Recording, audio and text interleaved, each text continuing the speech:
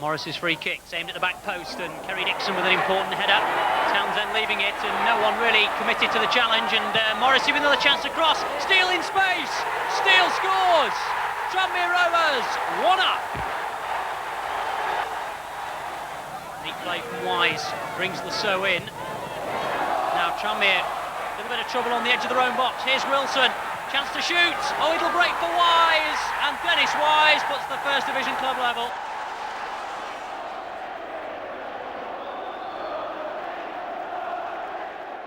Townsend, driven ball, Nixon, that's not quite what he intended, and Wilson's shot's blocked. Hughes bringing it away, just flicking it forward, and the referee, well, he's gone straight towards his back pocket, and Matthew, who has already been booked, that's a second bookable offence, says the referee, and Matthew is sent off. Morrissey now, in space, chance to think about who to play it to. Steele's in the middle, oh, that's a tremendous save. Superb goalkeeping from Kevin Hitchcock. Mark Hughes ushering men forward. Lofted towards Steele. Good flick on, Aldridge with a chance, Townsend's challenge, penalty. Well, there's been a lot of talk about the little feint that John Aldridge does before the strike of the penalty, and is that what Hitchcock's after? Now, the feint, the goal, Tranmere 2-1, Chelsea absolutely furious, but the goal will stand. Free kick from McNabb, and there's trouble in the Chelsea box, Malkin, and again, it's all over now. Tranmere 3, Chelsea 1. Luton Town are conceding goals galore away from home these days. 3 headed goals swept Birmingham City into round 3 on Tuesday night. The first from Dean Peer after half an hour. The second soon after the break, of the sneak round the back variety, from Nigel Gleghorn. Luton, twice behind in the first game a fortnight ago, had some catching up to do again. But 2 goals in 3 minutes from the young Ulsterman Philip Gray did it for them. First, fastening on to Richard Harvey's cross as the Birmingham defenders looked on. And then as the Birmingham defenders looked to the linesman, Gray went on alone to complete a one-man rescue service. But a minute short of extra time, Luton broke down again. 2 unconvincing attempts at clearing their lines. Gleghorn finding their blind spot beyond the far post once more, and dashing off to the celebration party, complete with guest Palace are next at St Andrews. Wimbledon were the most vulnerable of the big leaguers, beaten at their adopted home by Peterborough in the first leg. They went further behind in the second to Gary Kimball's goal before half-time. Worse was to follow when David Riley was allowed a clear run at goal to put Peterborough 3 up on aggregate, leaving manager Chris Turner wondering where all that famed Wimbledon fighting spirit had gone. He didn't have to wait too long to find out. Familiar set-piece expertise, Andy Clarke in at the kill, trying to whip up some support for a comeback on his way back. And 20 minutes from time, it was his run and tumble that got the linesman's support. Penalty indicated for Noel Luke's challenge. Now, pretend you're the goalkeeper. Which way is Fash going to put it?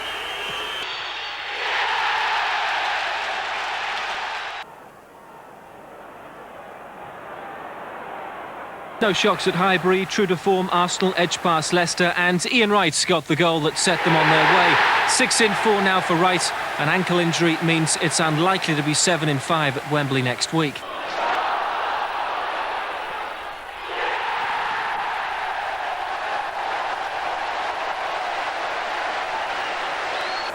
Everton hearts were in Everton mouths once or twice in the first half of last night's return at Vicarage Road. Steve Butler wasted the best of a number of chances to level the aggregate scores. But Howard Kendall's team occasionally broke with devastating pace and penetration, Kevin Ratcliffe almost scoring before half-time. The second half was a tale of 2 substitutions.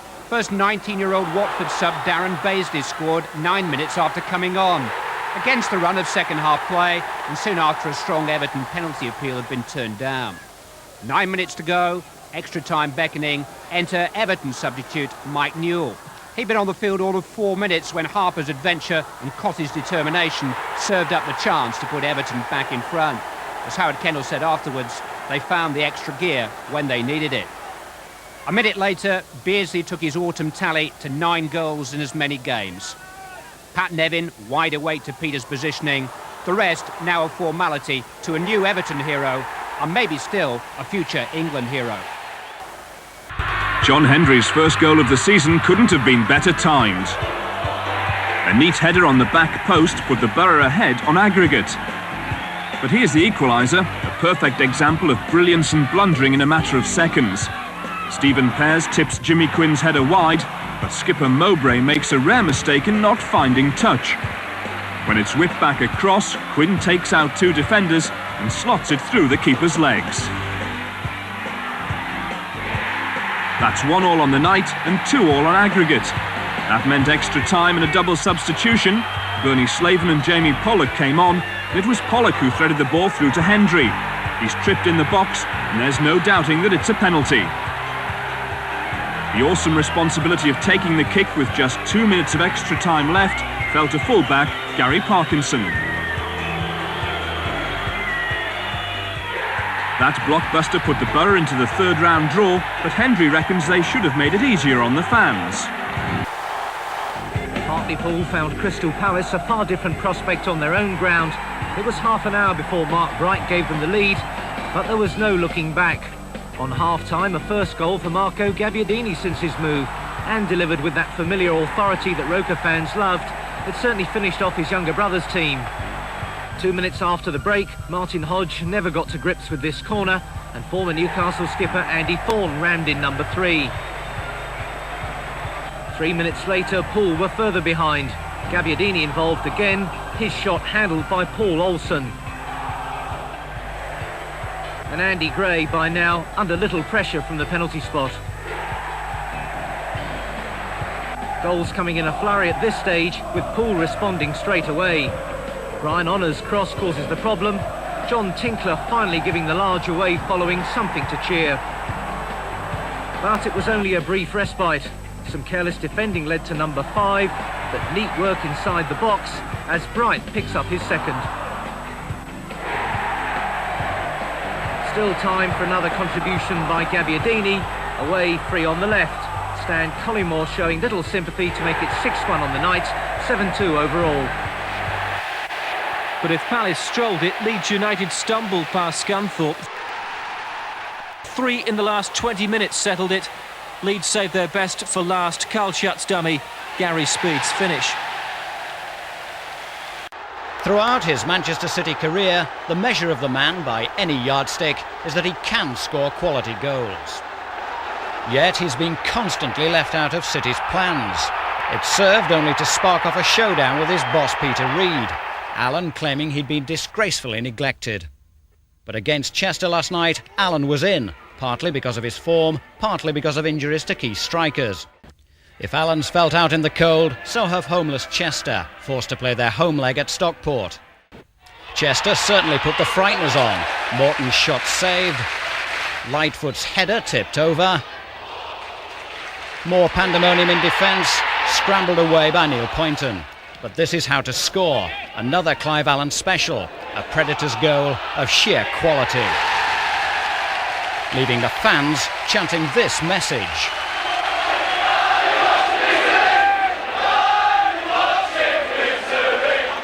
Mike Sherron notched up his second for the club. And a Mark Brennan long ranger made absolutely sure. But it was Allen's night, man of the match, and determined he's got a future. The Rovers have completed an amazing treble, sacking the manager for being bottom of the table, beating top of the table Middlesbrough, then last night coming back from 4-1 down at Ashton Gate. City got it right when Hazelwood's pass found Alisson through, and Nicky Morgan scored carefully. At 4-1 up now on aggregate, City looked in the next round.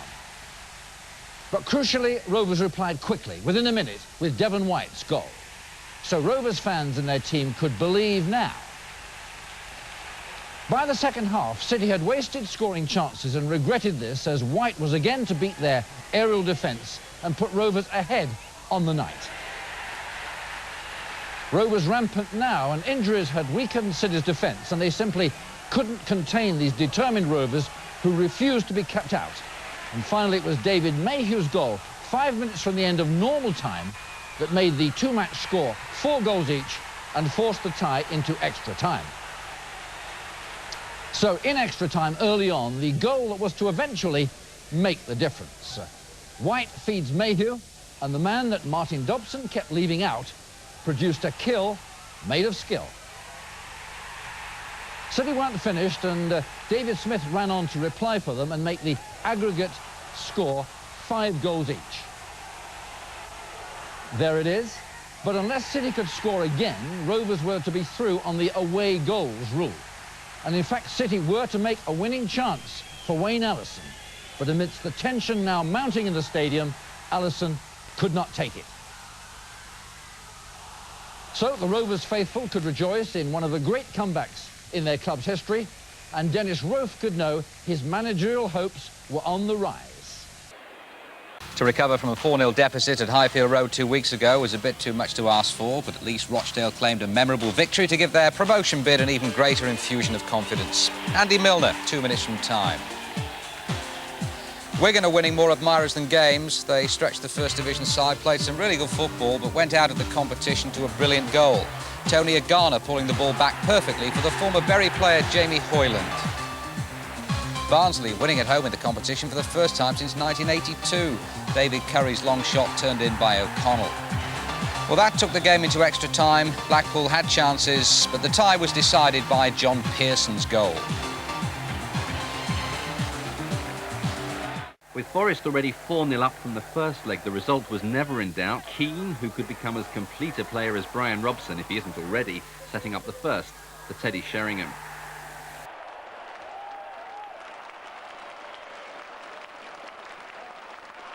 This was Roy of the Rovers stuff, except of course Keane plays for Forest. Gaynor's lovely through ball, setting up Forest's second, Keane's strength and skill finishing it off. Before half-time though, Bolton had narrowed the gap, Stuart Pearce's fierce tackle forcing the ball through, and Julian Darby with the touch home.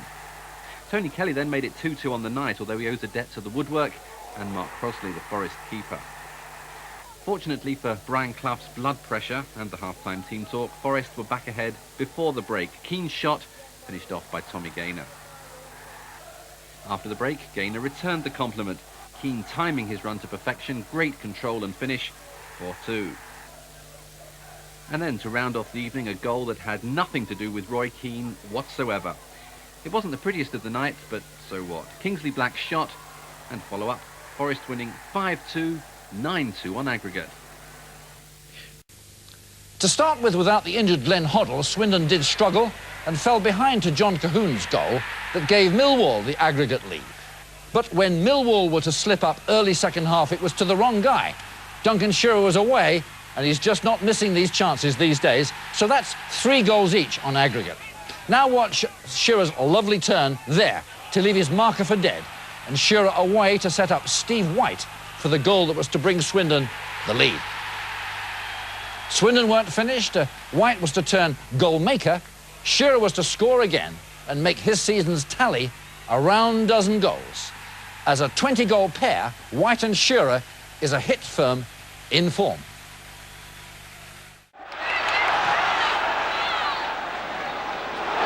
Urey now up in chase. Cross comes in. Paul Allen.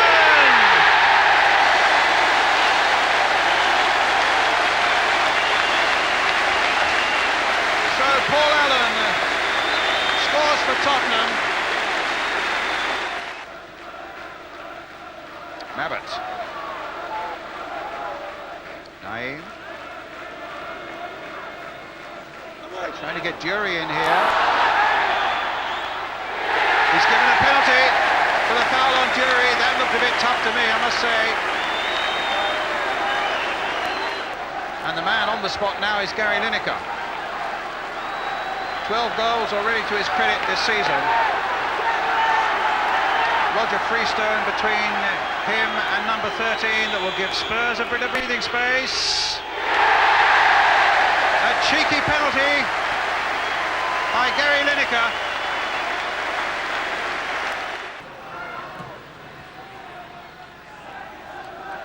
Davis. Gilligan. Fountain again. Lineker. Samway's up ahead of Lineker now.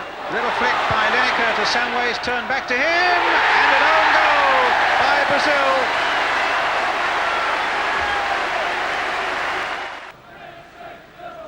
Brazil forward again. Reina.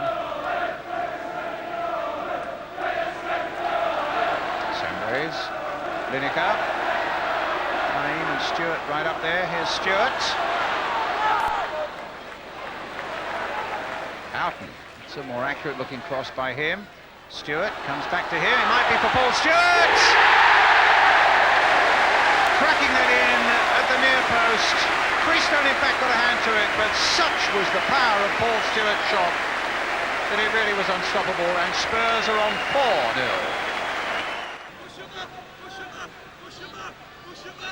Reina, the back heel, didn't fool Dury. Wanted it forward, but look at the run here by Samways. Vinny Samways with a chance to make it 5, and does so. Terrific individual goal there by Samways, and the crowd, you can see, loved that one. Oh. Well, Naeem hitting the referee with that one, right on target. Davis. Jenkins. Now Williams. Will there be consolation here? And there is! Scored by Sean Chappell. David Burrows, though, for Liverpool. Walters wide to his left. Rushes in there. It's there from McManaman. 8 minutes, Liverpool in front. Headed by Fowler, dropping only for McManaman. Headed by Cranston. This will drop for Kelly. Oh, and he's given it straight to Ian Rush. It's a present. Saunders walks it in for the second. Just tossed up by Kennedy. Headed away by Burrows. One back by Beeston. Kennedy again, that's inviting enough. Sanford finding Overson. Cooper underneath it, lost it for a moment. Beeston got in a shot, blocked by the goalkeeper. Kevin.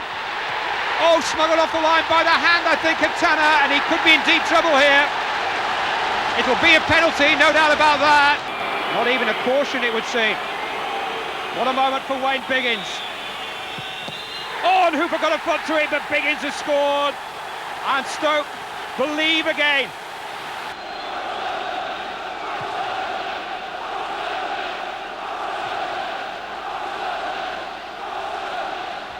Rush. McManaman. Houghton making the break beyond Ian Scott. And Houghton's got in behind them here. And Walters is there. And that is game, set and match.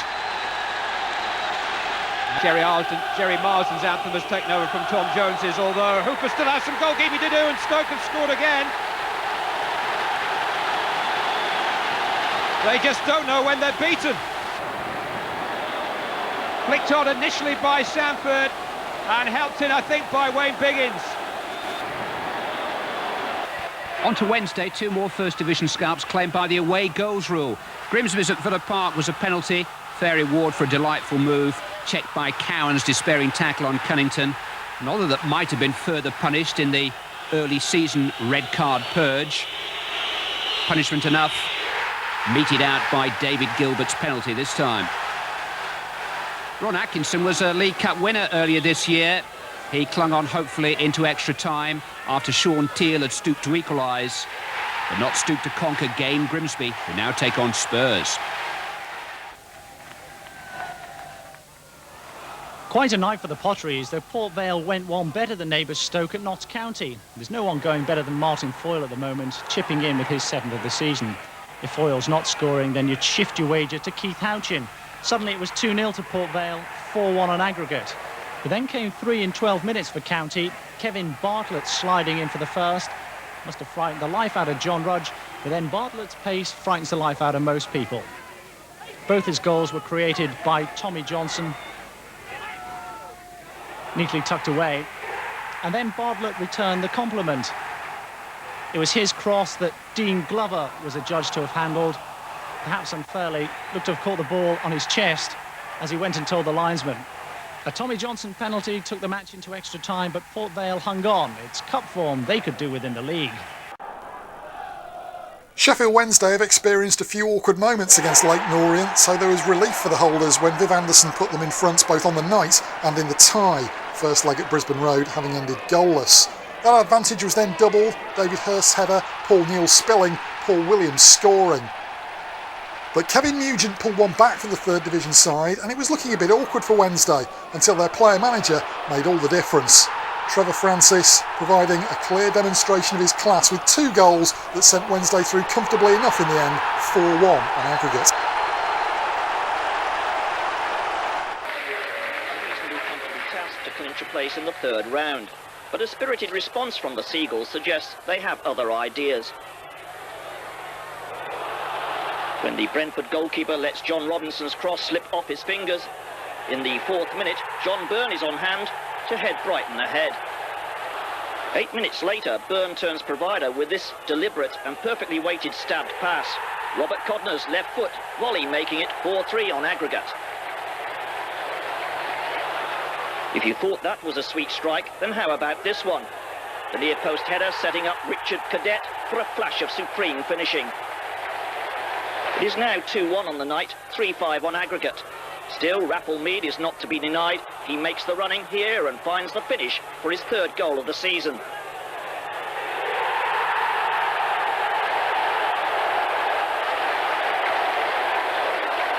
But this is really Byrne's night. His header and Mead's challenge unsettle the Brentford defence. Incredibly, Brighton have come from 4-1 down to level at 5-5. The excitement is at fever pitch as the tie rolls into extra time. And in the 109th minute, the Bees' substitutes expose some tired defenders' legs. Holdsworth on his own at the far post to deliver the KO.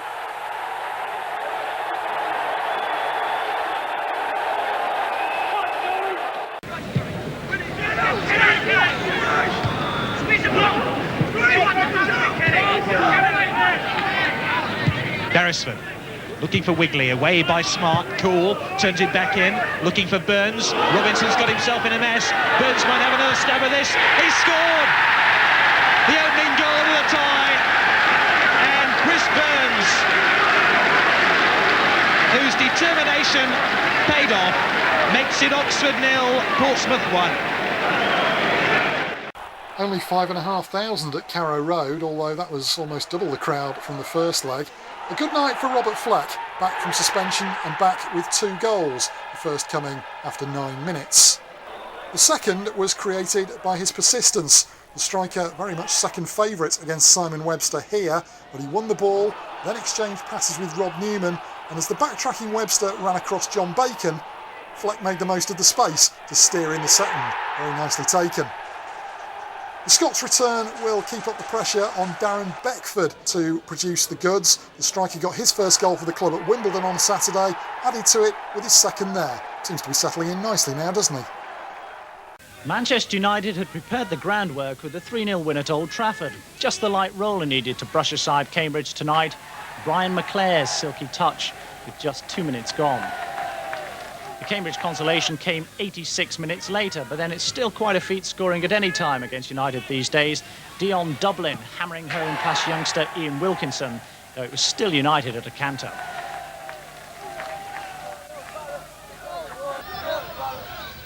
Oldham can be very dangerous from these situations as that corner swings in now. Good header too, and it's the opening goal.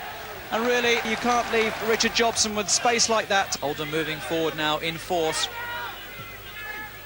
Holden calling for it on the far side. It might come to him. Here he is, Rick Holden. Scarborough were hit by a devastating double at the Dell tonight. They were trailing 3-1 going into the game against Southampton. Then Alan Shearer sent in the cross and Matt Le Tissier thundered one home in the 2nd minute. There was hardly time to blink before they added the 2nd of the night and the 5th of the tie. Glenn Cockrell slotting the ball home with consummate ease after another cross from Newcastle-born Shearer. But watch out for the next belter from substitute Gary Himsworth. The ball's headed back to him and he lets fly. That's 2-1 on the night and by no means a disgrace. Keeper Jason Priestley does well to hang on to this cracker. But Ray McHale's side are definitely had a point to prove. They're faltering at the foot of the fourth, but they kept attacking the Saints. When Tim Flowers hauls down Borough's other substitute in the box, there can be only one decision. This was going to be Andy Mockler's big moment, the chance to square a match with the First Division side, and he didn't waste the opportunity. Sadly, the Seasiders still bow out 5-3 on aggregate. Newcastle pressed from the start. Former Manchester United striker Liam O'Brien got in a long-range effort. Keeper Dean Gregus to the rescue. Then Preston-born Franz Carr caused a shiver down the spine. A cool chip, a header by Andy Hunt, and Gregus clears right off the line. And more promised by that man Carr, the Forest reject unleashing a low drive. The Gregus failed to gobble it up cleanly, but Alex survived. And Crewe can thank goodness the Gregus doesn't fly off for winter. This time his feet coming to the rescue. But finally, he was beaten, getting a hand to substitute Steve Howe's effort, but failing to stop it going over the line. No fault of Gregus, but naturally he was disappointed.